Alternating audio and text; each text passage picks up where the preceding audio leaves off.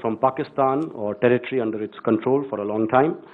The despicable Uri terrorist attack, in which 18 of our brave soldiers lost their lives, comes in a series of such attacks in the recent past. In terms of what action we are taking, I can only address this from the perspective of the MEA spokesperson. I can also share with you the diplomatic efforts that we have made and whose results are there for all of you to see. You would have seen the very strong condemnation of the Uri attack from several major countries. Expressions of support have been received from all of India's neighbors, I think except one, from the UK, from France, from Russia, from the USA, Saudi Arabia, UAE, and many other countries. Yesterday, as you are aware, the Pakistan High Commissioner was summoned by a Foreign Secretary and was conveyed our grave concern on such a terrorist attack on an army camp in Uri and the escalating infiltration of heavily armed and equipped terrorists tasked to carry out attacks in India. He was also reminded that the government of Pakistan had made a solemn commitment in January 2004 to not allow its soil or territory under its control to be used for terrorism against India. The persistent and growing violation of this undertaking is a matter of very serious concern. As far as the speech by the Prime Minister of Pakistan is concerned, that has already been very ably responded to by our First Secretary in our Permanent Mission of India, New York, Enam Gambhir. You would have seen the right of reply that we exercised, and that very succinctly puts the matters in their correct perspective. So you would appreciate that the onus is now squarely on Pakistan to act against terrorist groups and entities who find safe havens and all types of support in Pakistan and indulge in cross-border terrorism against its neighbors, not just India. Pakistan must dismantle the infrastructure of terrorism if it has to be seen as a responsible member of the Committee of Nations. Akhilesh?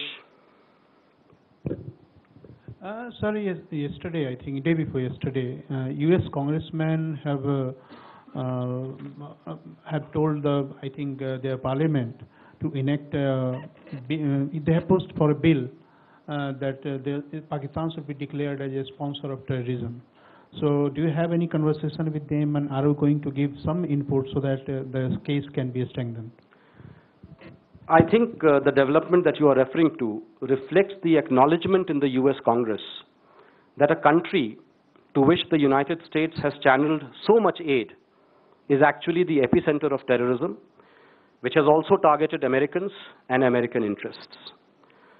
You would recall that the US Congress had also blocked $300 million aid to Pakistan under the Coalition Support Fund due to Pakistan's insufficient action against the dreaded Haqqani network.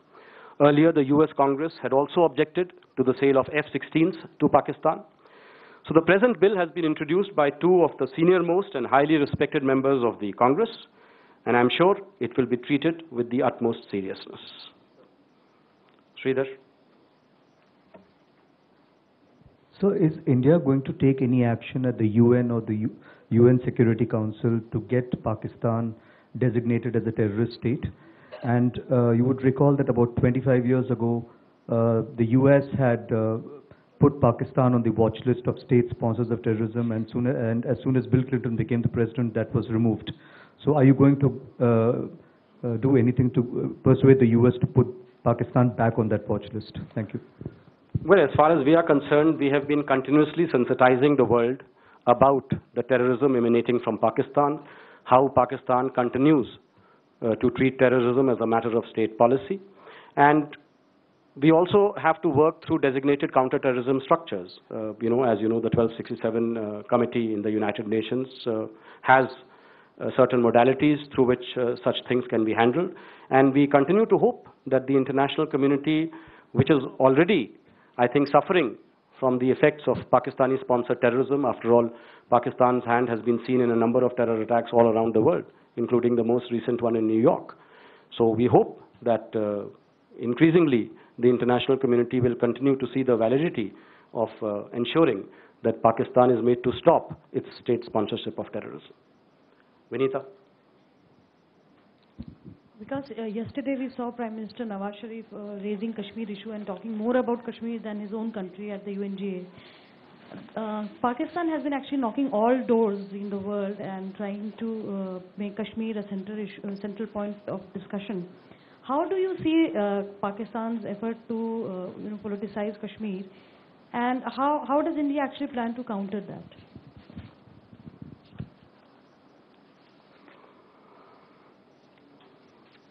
Well, as you know, 2 days have passed since the high-level debate in the United General Assembly began. In each of these days, 25 countries have spoken. So which means if you count the 2 days, then 50 countries have already spoken. The UN Secretary General himself has spoken and has outlined what he believes to be the primary areas of concern. If you look at all the statements that have been made so far, no one, I repeat, no one, has referred to the issue that Prime Minister Nawaz Sharif devoted 80% of his speech to. On the contrary, virtually every statement has referred to terrorism as the main threat to international peace and security, a fact that Pakistan still remains in denial of. 4 of the 5 members of the Security Council have also spoken, and their statements are also available for all to see. In fact, the only member of the permanent member of the Security Council which has not spoken is Russia, and I think you are all aware of Russia's position on terrorism as well. As far as the so-called dossier is concerned, that Prime Minister Nawaz Sharif is believed to have given to the UN Secretary General, you have seen the readout given by the Secretary General's office. It makes no mention of the dossier. It does not talk about the Secretary General wanting to intervene in Jammu and Kashmir. In fact, the Secretary General has very wisely said that this issue needs to be settled bilaterally. In addition, as I have already pointed out, you have seen the flurry of bilateral statements issued by all the major world capitals condemning the Uri terror attack in the strongest possible terms. So I think this itself makes very clear how successful Pakistan's diplomatic strategy has been. Srinjoy.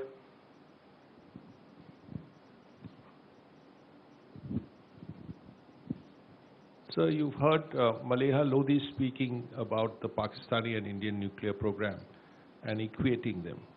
You have also heard Nawaz Sharif speaking about Pakistan's membership, his proposal to be a member of the NSG. How do you react to it? See, our position on this issue has been made very clear on a number of occasions. We believe that issues pertaining to to nuclear disarmament do not have regional solutions. These are global issues, and our position on these issues, our engagement with global forums which are dealing with these issues, is a matter of record. Parikshit. So Pakistan is now increasingly finding itself isolated in the entire SAARC region.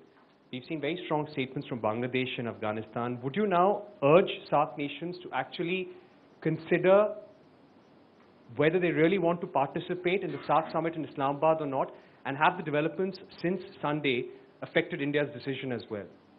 Look, I cannot comment on that, but SAARC stands for regional cooperation, which is underpinned by peace and stability.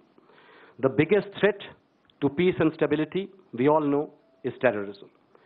Squarely addressing this challenge will benefit the entire region and also strengthen regional cooperation. I'm sure all member countries of SAARC need to reflect on this. You spoke about, coordination with Bangladesh and with Afghanistan. I cannot go into that, but certainly I think all victims of terrorism do stand in solidarity. Yeah, I think Manish Chand. Because apart from expressions of solidarity and condemnation and all that we're getting, what are the diplomatic levers we have to make it very costly for Pakistan to persist on this path? For example, scrapping of the Indus Water Treaty has been tossed around. That's number one. Number two, just wanted a confirmation, has Russia cancelled a joint exercise with Pakistan? You're entitled to one question, so please decide which question you want to ask. The first question, that what are the diplomatic levers we have apart from, as part of our isolate Pakistan strategy? Well, whatever diplomatic levers or leverages or blueprint we have, I'm certainly not going to discuss that in a public forum. And certainly I'm not going to debate that in the media. Our actions speak for themselves, and you are already seeing our actions are delivering results. Mukesh? Sir, our representative in UN called Pakistan a terrorist state. How prudent or wise it is to have diplomatic relations with a terrorist state? Look, first of all, I don't know which statement you are referring to. I think we refer to Pakistan as a country which, practices terrorism as a matter of state policy. If that is what you're referring to, now you're saying that why should we have diplomatic relations with Pakistan? Well, as you know, yesterday only, we called in their High Commissioner. We confronted him with evidence of Pakistani involvement in the latest terror attack in Uri. We conveyed to him also Pakistani involvement in earlier terror attacks, the Poonch terror attack, the capture of Bahadur Ali, etc. And we told him that if you would like to conduct an investigation, we are ready to assist you in that. Now, such démarches can only be made if you have diplomatic relations. So I think you will agree.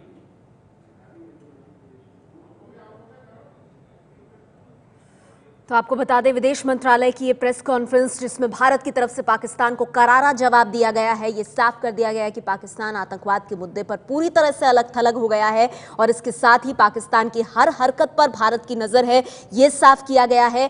हर देश ने उरी आतंकी हमले की निंदा की है और नवाज शरीफ जो कश्मीर की आज़ादी की बात करते हैं, संयुक्त राष्ट्र महासभा में किसी देश ने उस बात को शामिल नहीं किया अपने बयान में। तो नवाज शरीफ को भारत ने दिया है करारा जवाब और यह भी कहा है कि संयुक्त राष्ट्र ने कहीं नहीं कहा है कि कश्मीर में वो हस्तक्षेप करेगा। उरी आतंकी हमले की हर किसी ने निंदा की है और जनवरी 2004 की पाकिस्तान याद करे, जब पाकिस्तान ने यह वादा किया था कि अपनी धरती से वो आतंकवाद को पनपने नहीं देगा। तो नवाज की कश्मीर राग पर भारत ने करारा जवाब पाकिस्तान को दिया है और कहा है कि पाकिस्तान को कूटनीतिक तौर पर अलग थलग करने की प्रक्रिया भारत की तरफ से जारी रहेगी।